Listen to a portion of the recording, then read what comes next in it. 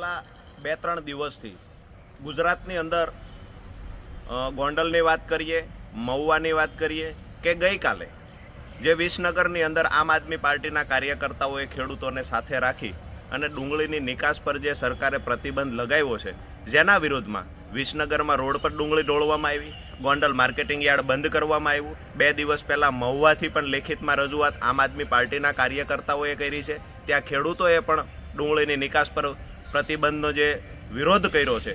આ સમગ્ર ગુજરાતની અંદર આજે ડુંગળીની નિકાસ પર પ્રતિબંધ બાબતે વિરોધો થવાના ચાલુ થયા છે। અમારી મૂળભૂત વાત એ છે કે આ સરકારને ખરેખર ખેડૂતો સાથે દુશ્મની શું છે આ મને સમજાતું નથી।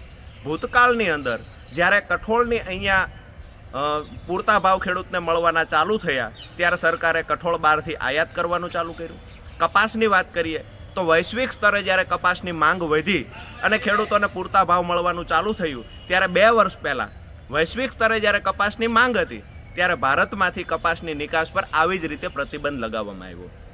વાત કરીએ ઘઉંની તો ઘઉંની પણ જ્યારે 3 વર્ષ પહેલાં ખેડૂતોને પૂરતા ભાવ મળવાની શરૂઆત થઈ એ જ સમયે જ્યારે ખેડૂતોના ઘઉં માર્કેટિંગ યાર્ડમાં આવવાના ચાલુ થયા એ જ સમયે ગોડાઉનમાં વર્ષો જૂના જે ઘઉં પડેલા હતા આ નીચા ભાવે બજારમાં મૂકવાનું કામ પણ આ સરકારે કરેલું, જેના કારણે ખેડૂતોના ઘઉંના જે ભાવ મળતા એ તુરંત જ નીચે આવી ગયા।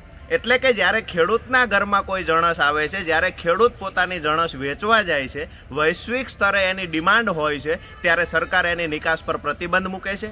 જ્યારે વૈશ્વિક સ્તરે ડિમાન્ડ ન હોય અને ભારતની અંદર ડિમાન્ડ હોય છે ત્યારે બહારથી આયાત કરી અને ખેડૂતને આર્થિક નુકસાન પહોંચાડવાનું કામ આ સરકાર કરી રહી છે।